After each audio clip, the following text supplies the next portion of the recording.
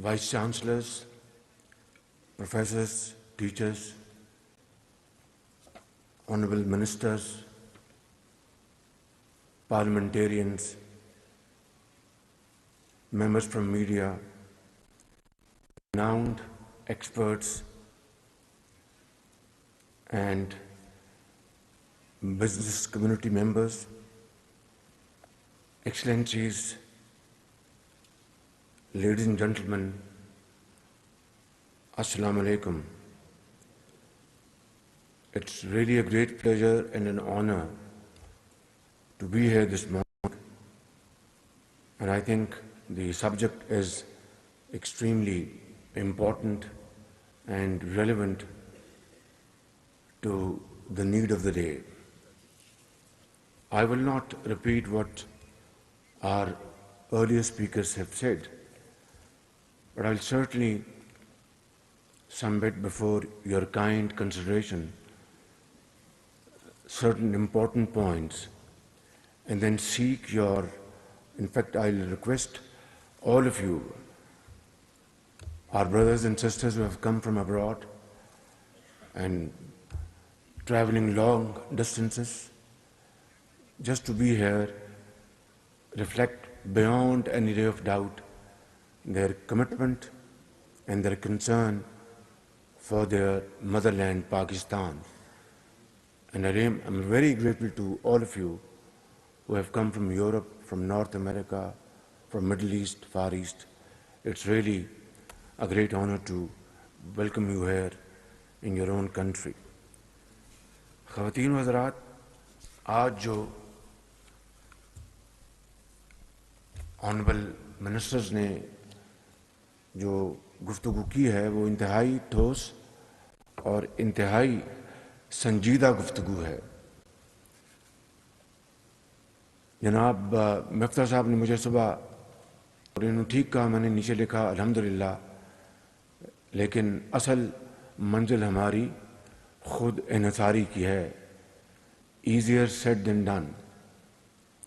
اور یہ ایک کولیشن گورنمنٹ ہے. کولیشن گورنمنٹ کی اپنی بہت مضبوط پلس پوائنٹس بھی ہیں اور دوسرے پوائنٹس بھی ہیں. پلس پوائنٹ یہ ہے کہ یہ کولیشن گورنمنٹ پاکستان کے چاروں صوبوں کے اوپر محیط ہے اور کسی فیصلے کے اوپر ان کی مہر، اس سے اس فیصلے کو بڑی تقویت ملتی ہے. لیکن اس کے ساتھ فیصلوں کے اوپر مشاورت بذات خود ایک بڑا جمہوری عمل ہے، لیکن بعض اوقات بعض معاملات پر ایک لمبا، اگر یہ ایک چیلنج، اسے ہم نے سب نے مل کر اس کو قبول کیا اور انشاءاللہ اس ذمہ داری کو ہم اللہ تعالیٰ نے چاہا تو نبھائیں گے. میں واپس آتا ہوں مفتاح اسماعیل صاحب کی بات پر کہ $2 ارب مل جائیں گے IMF سے. تو میں نے اپنے ایک ساتھی کو بھی کہا کہ $2 ارب ملیں گے ایک چوزرز کو، یا پھر جو دوسرا لفظ اگر وہ میں استعمال کروں گا تو ممکن ہے شامی صاحب یا میرے بھائی میر صاحب ناراض ہو جائیں گے کہ یہ جملہ شہباز شریف نے پھر کیوں دہرایا ہے. لیکن حقیقت یہی ہے کہ خود انحصاری ہی کسی بھی قوم کی معاشی سیاسی آزادی کی ضمانت ہوتی ہے.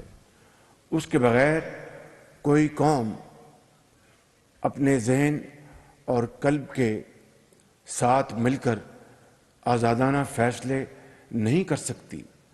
اور میں سمجھتا ہوں کہ 75 سال بعد، ابھی چند دن پہلے ہمیں بتایا گیا کہ بنگلہ دیش میں ایک بہت بڑا انفراسٹرکچر بنایا گیا جس کے اوپر $6 ارب لگائے گئے، اور وہاں کی وزیر اعظم صاحبہ اور حکومت اس بات کا بہت کریڈٹ لے رہی ہیں کہ ہم نے IMF، world bank, Asian bank یا جتنے بھی ڈونرز ہیں ان کی مدد کے بغیر $6 ارب سے ہم نے یہ بنایا. تو یہ واقعی بہت بڑی اچیومنٹ ہے.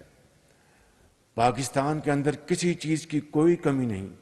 یہاں پر میرے سامنے دنیا کے بہترین دماغ اذہان بیٹھے ہیں, ریناؤنڈ ایکسپرٹس سامنے بیٹھے ہیں, ہر فیلڈ میں, ہر شعبے میں, چاہے وہ بینکنگ ہے, چاہے وہ اپنا ٹریڈ ہے, چاہے وہ سفارت ہے, چاہے وہ جرنلزم ہے, چاہے وہ پولیٹکس, ہر لحاظ سے ایکسپرٹس بیٹھے ہیں. اور اللہ تعالیٰ نے بے پناہ ہمیں نعمتوں سے نوازا ہے, جس کا ہم جتنا بھی شکر ادا کر سکیں کم ہے. لیکن ریکوٹک کو دیکھ لیں, جہاں پر اربوں ڈالر کا خزانہ وہاں پر دفن ہے, اور ابھی تک ہم نے ایک دھیلا نہیں کمایا مگر اربوں روپے ضائع ہو گئے. یعنی اپنے مقدمے لڑتے ہوئے اور اس طرح اور بے شمار چیزیں ہیں. آپ سب کو اس کا اچھی طرح علم ہے, اور میں کسی کو مورد الزام ٹھہرائے بغیر اپنے آپ کو گنتا ہوں, اور تمام وہ زعماء جو 75 سال اس ملک میں عوام کی خدمت کے لیے چنے گئے, یا جنہوں نے اپنے آپ کو منوا لیا زور بازو, یہ 75 سال میں اس پورے عرصے میں آپ دیکھ لیں کہ ہماری بیلنس شیٹ میں ایسٹس کتنے ہیں اور لائبلٹیز کتنی ہیں. ایسٹ بہت بڑا ایسٹ ہے. پاکستان ایک آج نیوکلیر طاقت ہے, اور وہ بھی for the purpose of deterrence. کوئی ایگریشن نہ کبھی سوچا نہ کبھی خیال آیا, اور یقیناً جو دشمن جو ہے اس کے اس طاقت نے اس کے دانت ہمیشہ کے لیے کھٹے کر دیے. لیکن لائبلٹیز دیکھیں تو آج پاکستان قرضوں کے بوجھ تلے دب چکا ہے آج. اور یہ again without casting any aspersion, please don't misconstrue me, میں آج آپ کے سامنے بطور ایک پاکستانی کھڑا ہوں, اور جس طرح ہم سب کے دلوں میں دکھ ہے اس ملک کی ترقی اور خوشحالی کے حوالے سے, وہ مقام جو ہم حاصل نہیں کر پائے, میں اس حوالے سے ایک درد دل کے ساتھ آپ کے ساتھ میں کھڑا ہوں, اور آپ کے جو کنسرنز کو میں مکمل طور پر شیئر کر رہا ہوں. 3-4 میں ابھی حالیہ مثالیں آپ کو بتاؤں گا. حویلی بہادر شاہ 2 وہ پیسہ پاکستانی قوم کا ہے. 1250 میگا واٹ بجلی کا وہ منصوبہ, وہ آج سے 2-2.5 سال پہلے مکمل ہو جانا چاہیے تھا, اور پاکستان کا جو اپنا جو پیسہ ہے, اپنے خزانے سے وہ پیسہ استعمال ہوا, یا وہ بینکوں کا قرضہ ہے یا حکومتوں کی ایکوٹی ہے. 1250 میگا واٹ جدید ترین ٹیکنالوجی 2-2.25 سال پہلے مکمل ہونا چاہیے تھا, آج تک نہیں چل سکا.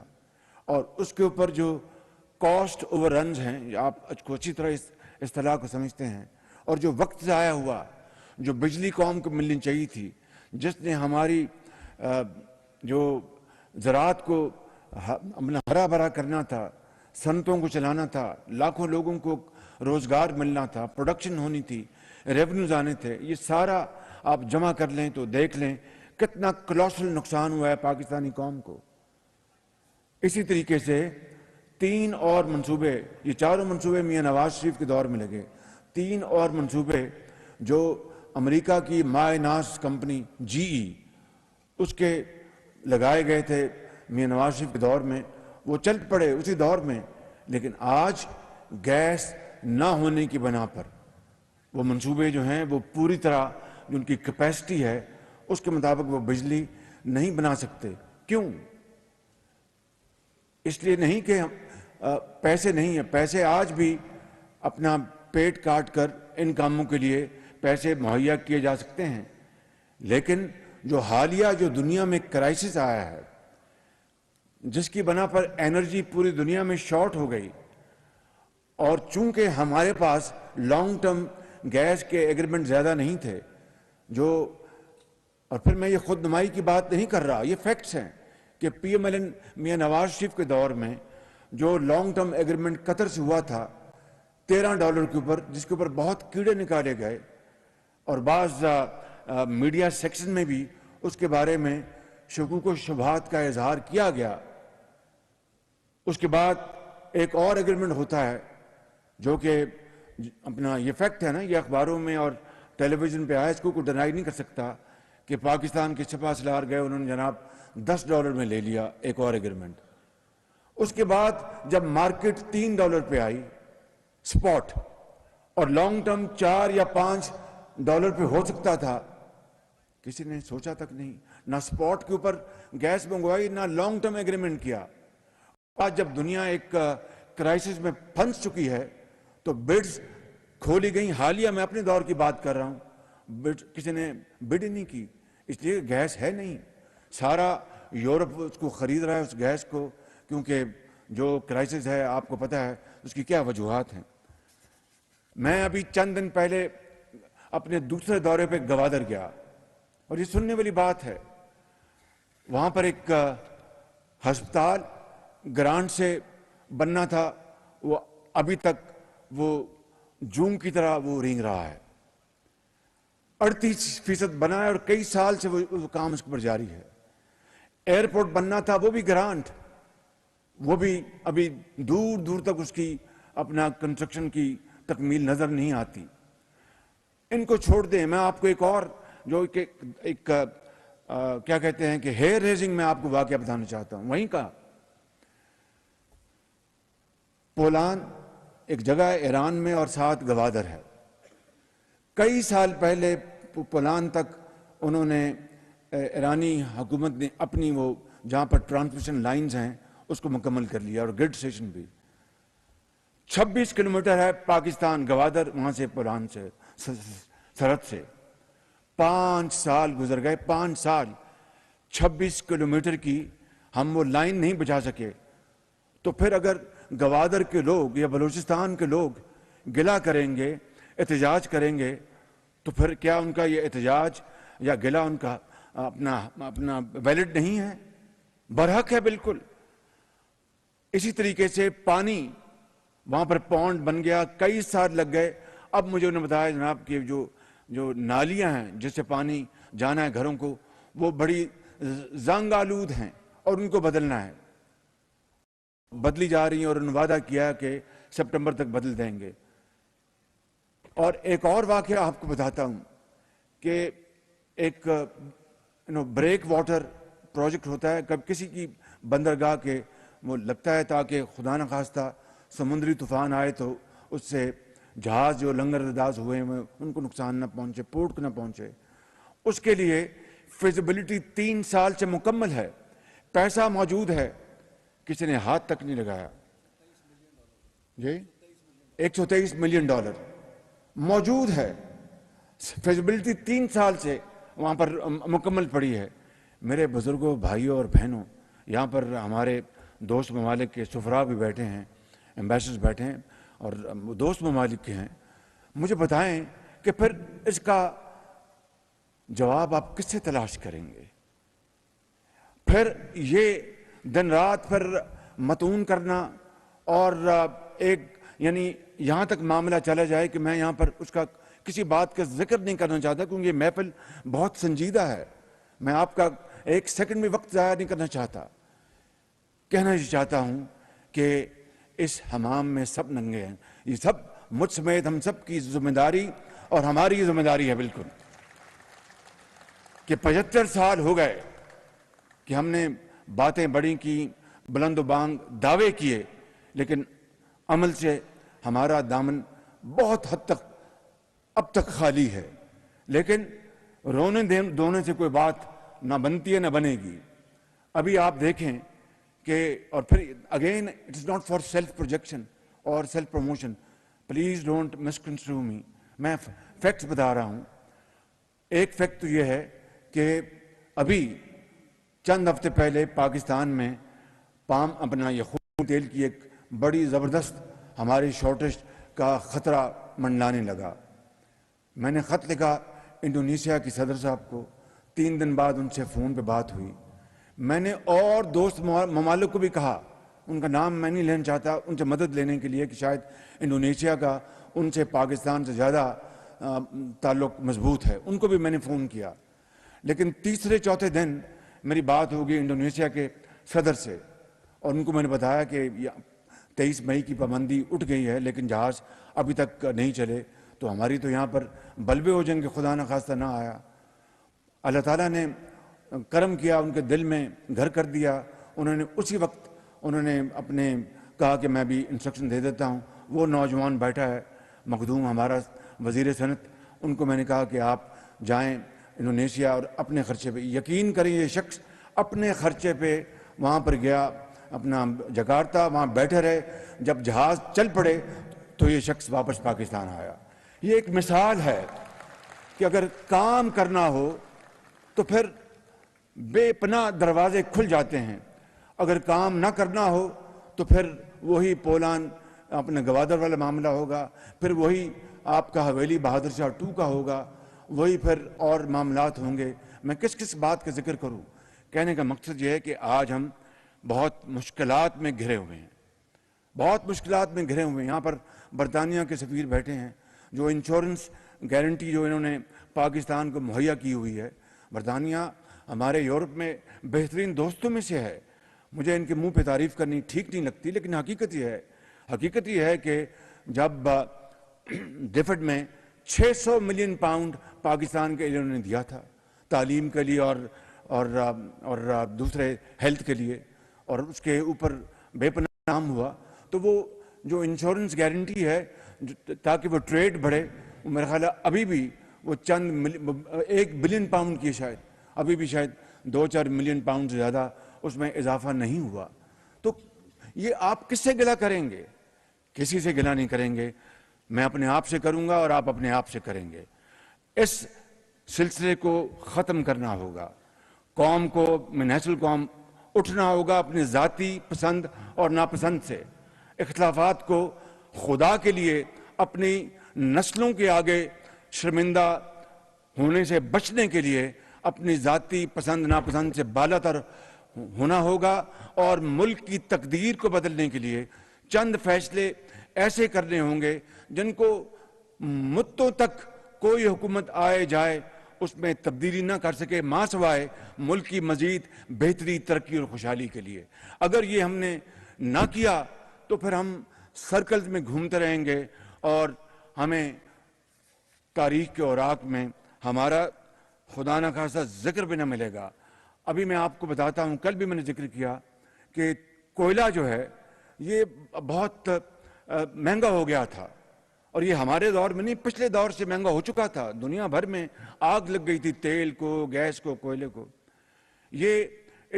اور میں شکریہ ادا کرتا ہوں جنہوں نے اس ٹیم کی تعریف کی، جو سامنے بیٹھے ہیں، جو یہاں پر موجود نہیں ہیں۔ 3 ہفتے دن رات ہم نے سر جوڑا کہ کس طرح، کیونکہ کوئلے کے لیے وہ کہتے تھے کہ اگر آپ پرائم منسٹر ہم LC کھولیں گے تو ہمارا فورن چینج سب ختم ہو جائے گا۔ آج تو اللہ تعالیٰ نے مانگے تانگے سے دوبارہ اس کو ریکوپ کر دیا ہے، اور مگر وہ کہتے تھے کہ اگر ہم منگوائیں گے تو ہمارا اتنے $1 ملین منتھلی خرچ ہوگا، تو آپ فیصلہ کر لیں کہ لوڈ شیڈنگ اپنا منظور ہے یا فورن چینج جو ہیں اس کو خرچ کرنا۔ میں بالکل صاف بات کر رہا ہوں آپ سے، تو اس کا بیلنس ہمیں نکالنا تھا۔ پھر ہم نے کہا اچھا پھر تیل سے ہم چلاتے ہیں اور گیس سے چلاتے ہیں، گیس تھی نہیں، حویلی بہادر شاہ کا وہ 1200 میگا واٹ کا، ویسے نہیں، جو گیس گزلر جو ہیں جن کو جینکوز کہتے ہیں، جینکو یعنی بالکل کھٹارا کہ جی اب ان کو چلاتے ہیں کہ وہ چلائے جائیں۔ اگر وہ 1250 میگا واٹ کا وہ چل گیا ہوتا تو یہ جینکوز جو 60 روپے فی یونٹ بجلی بناتا ہے، جینکوز، یہ تو جنگ ہے، جنگ، ان کو چلانا پڑا کہ جی چلائیں تاکہ لوڈ شیڈنگ میں اس میں کمی لے کے آئیں۔ میرے بزرگوں، بھائیوں اور بہنوں، اوپر بھی اور نیچے بھی جو آپ بیٹھے ہیں، پاکستان کے عظیم معمار ہیں اور باہر سے بھی پاکستانی آئے ہیں، میری آپ کی خدمت بھی یہ سوال ہے کہ یہ ہیں وہ ایشوز، اور ہم پچھلی حکومت پر بڑی آسانی سے ڈال دیتے ہیں ملبہ اور آگے کام کرتے نہیں، اور جب اگلی حکومت جاتی ہے تو وہ پچھلی حکومت ملبہ ڈالتی ہے۔ مل کر اگر ہم فیصلہ کر لیں گے کہ ہمیں اس قوم کی تقدیر بدلنی ہے اور اپنے اختلافات اس کام کے لیے کہ اپنی نسلوں کی قسمت ہم بدل دیں، اس ملک کی قسمت بدل دیں جس کے لیے قائد نے پاکستان بنایا تھا، تو میں سمجھتا ہوں کہ پھر ہماری مسافت جو ہے بہت کم رہ جائے گی۔ دن رات مل کر کام کریں گے، چاہے وہ بیوروکریٹس ہیں، چاہے وہ پولیٹیشنز ہیں، چاہے وہ ایکسپرٹس ہیں، چاہے وہ ٹیچرز ہیں، پروفیسرز ہیں، ڈاکٹرز ہیں، جرنلسٹ ہیں، جو بھی زندگی کا ہر شعبہ وہ جب اس میں جت جائے گا تو اس ملک کی قسمت بدل جائے گی. کیونکہ بنگلہ دیش نے $6 بلین کے ساتھ جو بنایا منصوبہ، کوئی وہ چھوپ منتر سے نہیں آیا. انہوں نے محنت کی، کمایا اور انہوں نے بنایا اس کو. اسی طریقے سے آپ دوسری اقوام کو دیکھ لیں جس کا میں اکثر ذکر کرتا رہتا ہوں. So turn around conference, the theme of this conference must mean that we have to turn around ourselves. Without that, I think it will be a meaningless discussion.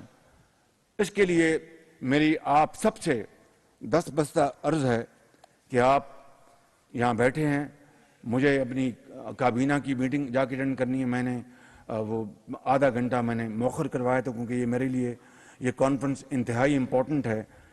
تو اس کے لیے آپ نے آج تجاویز دینی ہے اپنی ایکسپرٹ گروپس میں بیٹھ کے، اور میرا آپ سے وعدہ ہے کہ میں آپ سے انشاءاللہ چاہے یہاں پر یا تھرو ورچوئل آپ سے ڈسکشن کر کے ہم انشاءاللہ اس کے اوپر جو شاندار تجاویز ہیں ان کے اوپر عمل پیرا ہوں گے. لیکن ہمارا جو ان 14 مہینوں میں وہ گول کیا ہے وہ میں آپ کو بتانا چاہتا ہوں. زراعت وہ شعبہ ہے جس کو آپ چند مہینوں میں ٹرن اراؤنڈ کر سکتے ہیں، ایگریکلچر، اور اس کے ساتھ زراعت سے جڑی ہوئی ایگرو بیسڈ انڈسٹریل انویسٹمنٹ. دوسرا، ایکسپورٹ کو زیادہ سے زیادہ اس کو پش کرنا. تیسرا، امپورٹ سبسٹیوشن. جس طرح ہم نے اب کوئلہ افغانستان سے الحمدللہ، میں جو آپ کو بتا رہا تھا کہ 3 ہفتے کے بعد کل ہم نے فیصلہ کیا، جولائی میں امید ہے اللہ نے چاہا تو افغانستان سے کوئلہ آنا شروع ہو جائے گا. تو 1 سال میں $2 ارب کی فورن ایکسچینج کی بچت ہوگی، اور یہ روپی میں، پاکستان روپی میں یہ ٹرانزیکشن ہوگی. اس سے بڑی میں سمجھتا ہوں کہ اس ٹیم کی جو سامنے بیٹھی ہے، یہاں بیٹھی ہے، آپ یہاں پر موجود نہیں ہیں، اس سے بڑی ان کی کیا اچیومنٹ ہو سکتی ہے. مل کے ہم نے کل فیصلہ کیا اور $2 ارب سیو ہوں گے، روپیہ اپنا ہم دیں گے، وہاں سے کوئلہ آئے گا، اور وہ کوئلہ جو جدید یہ جو سی پیک کے پلانٹ لگے ان کے لیے بالکل موزوں ہے. یہی کام ہمارے پچھلے کر سکتے تھے، لیکن کیوں، میں اس بحث میں نہیں جا رہا. اگلی بات جو میں کر رہا ہوں کہ finally this must all lead to self reliance. کیونکہ آج $2 ارب جو ملنے جا رہے ہیں یا ابھی چین نے ہمیں دیے ہیں، وہ تو ان کی مہربانی ہے. اور ویسے تو وہ تو چین کا تو انکنڈیشنل، یہاں پر تو کنڈیشنلٹی سے IMF کی، جس کی تفصیل میں نہیں جانا چاہتا، جس کا بوجھ اس ملک کے عام آدمی اٹھانا. اور میں بہت شکر گزار ہوں کہ پاکستان کی تاریخ میں دہائیوں بعد ہماری جو صاحب ثروت ہیں جن کو اللہ تعالیٰ نے بے پناہ نعمتوں سے نوازا ہے، انہوں نے سپر ٹیکس کو بڑے صبر سے اور شکر سے انہوں نے اس کو قبول کیا ہے. بعض نے شاید نہیں کیا ہوگا، لیکن اکثریت نے اس کو قبول کیا ہے شکر اور صبر سے. 230 ارب روپے اس سے آئیں گے.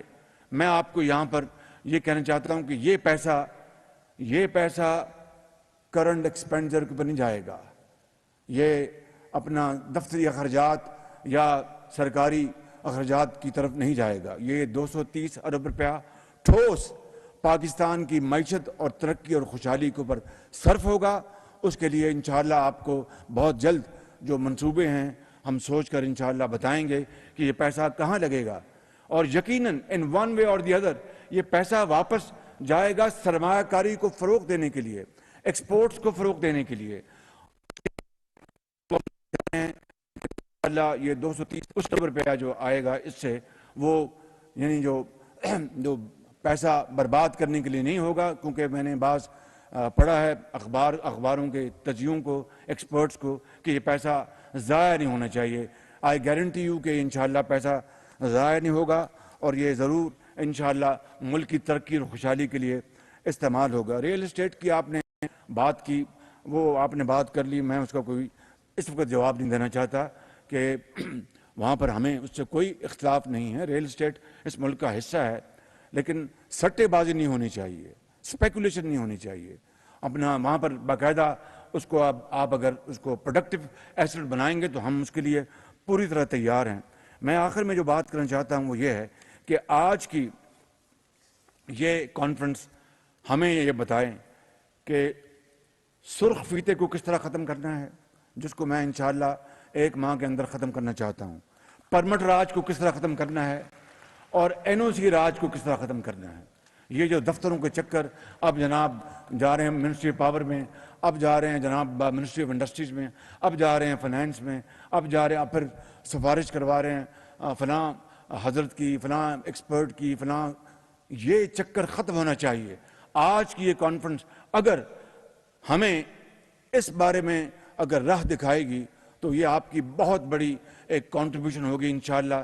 میں آپ کو یقین دلاتا ہوں کہ ہم بہت ناتواں انسان ہیں، لیکن پوری کوشش کریں گے کہ مشکلات کا سامنا کر کے اسے نکلا جائے۔ آسان بات نہیں ہے، ایزیئر سیڈ دین ڈن، بہت بڑے چیلنجز ہیں، میں آپ کو کیا بتاؤں، لیکن انشاءاللہ مجھے پوری امید ہے اللہ تعالیٰ کے فضل و کرم سے کہ ہم سب مل کر ہم اس ملک کو اس بحران سے نکالیں گے، اور اگلے 14 مہینے میں کوئی میں زیادہ بڑے سبز باغ نہ دکھانے کا قائل ہوں، نہ دکھاؤں گا، کہ ہم 14 مہینے میں کوشش کریں گے کہ ہم ایک سٹیبلٹی لے کے آئیں، اپنا اکنامک سٹیبلٹی، مگر وہ جڑی ہوئی ہے پولیٹیکل سٹیبلٹی کے ساتھ۔ اس کو میں سمجھتا ہوں کہ یہاں پر جو بڑے اذہان بیٹھے ہیں اور بڑے بڑے جو یہاں پر ایکسپرٹس بیٹھے ہیں اور دانشور بیٹھے ہیں، ان کی خدمت میں پیش کروں گا کہ پولیٹیکل سٹیبلٹی لانے کے لیے آپ اپنا قلم چلائیں گے تو اس کا پوری قوم کو بے پناہ فائدہ ہوگا، اور پاکستان کو فائدہ۔ اللہ تعالیٰ ہم سب کا۔ پاکستان زندہ باد۔